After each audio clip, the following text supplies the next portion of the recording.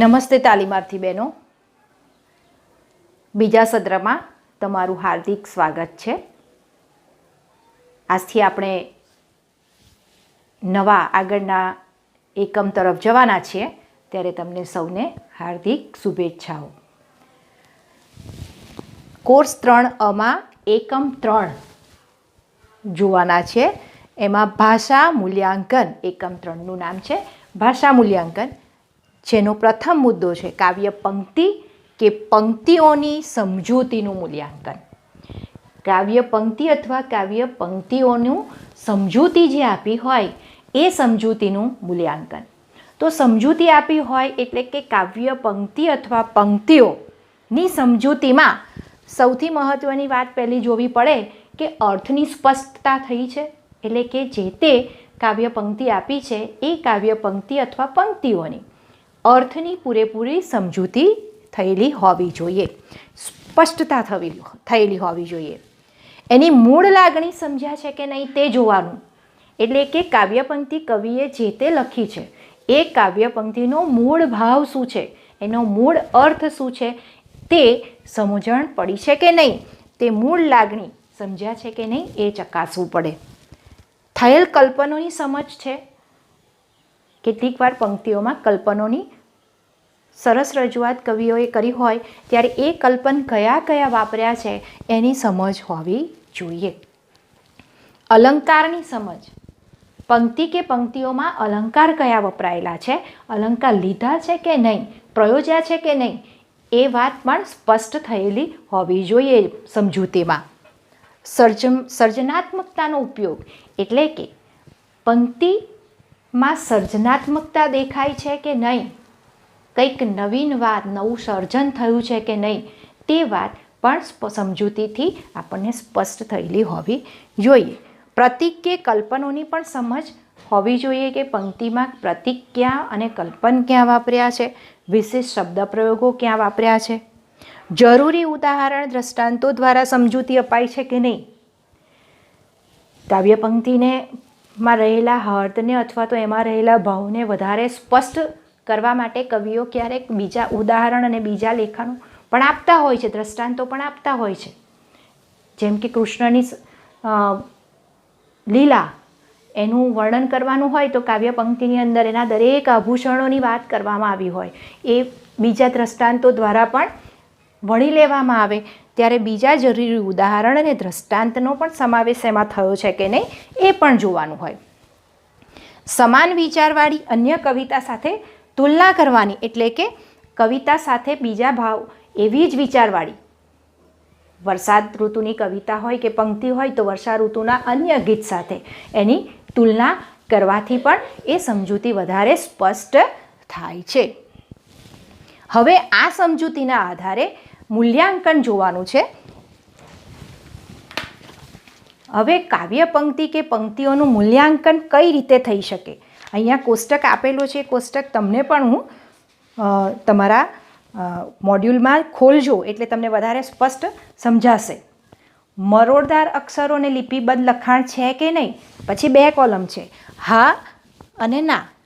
તો હાના ખાનામાં અને નાના ખાનામાં આપણને જ મૂલ્યાંકન કરતી વખતે શું લાગે છે એ ખાનામાં આપણે ટીક માર્ક કરવાની છે. તો પહેલો મુદ્દો છે મૂલ્યાંકનનો, અક્ષરો મરડદાર છે કે નહીં, લિપિબદ્ધ લખાણ છે કે નહીં. બીજો મૂલ્યાંકનનો મુદ્દો છે કાવ્ય પંક્તિના અર્થને બરાબર સમજ્યા છે. જો હા હોય તો હાના ખાનામાં ટીક મારો, જો ના હોય તો નાના ખાનામાં.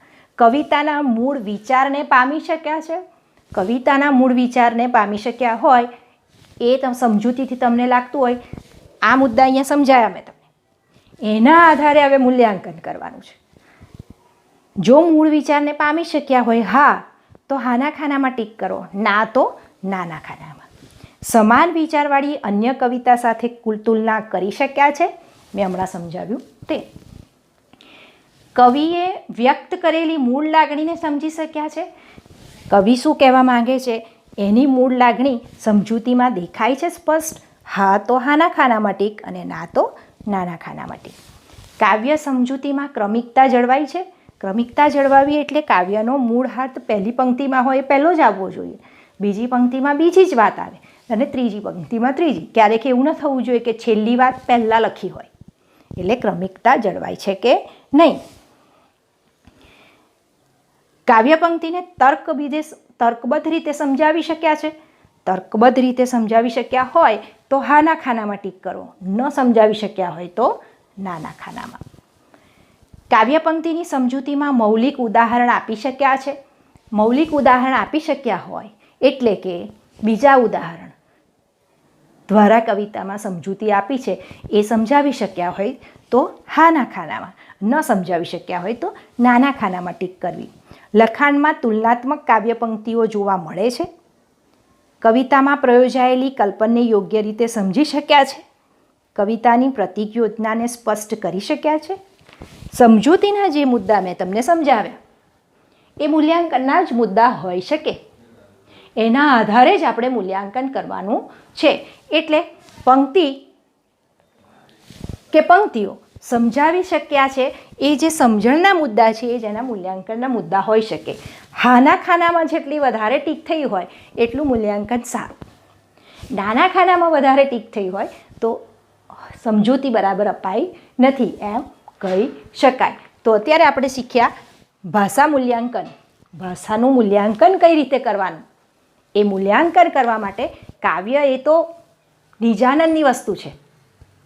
સૌથી પહેલાં આપણે કાવ્ય પંક્તિ જોઈને એ નિજાનંદની વસ્તુ એટલે કવિતા લખતી વખતે કવિ પોતે પોતાના નિજાનંદમાં મસ્ત થઈ રમવાણ થઈ પોતાની લાગણીઓ વ્યક્ત કરતો હોય છે.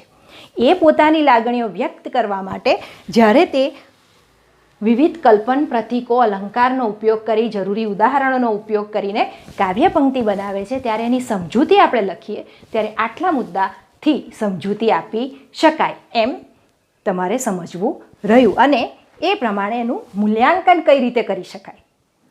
તપાસણી બરાબર સમજૂતી અપાય છે કે નહીં એ તપાસણીનો વિષય પણ આ રીતે મૂલ્યાંકનના મુદ્દામાં આ જે કોષ્ટક બનાવ્યું છે એ રીતે કોષ્ટક પ્રમાણે હા અને નાના ખાનામાં ટીક કરવાનું રહેશે. જો નાના ખાનામાં વધુ ટીક આવી હોય તો સમજવાનું કે હજુ આપણે કાવ્ય પંક્તિની સમજૂતી વિકસાવવા માટે વધારે મહેનત કરવાની જરૂર છે. તો આ થઈ આપણો પહેલો મુદ્દો. ફરી રિપીટ કરું છું.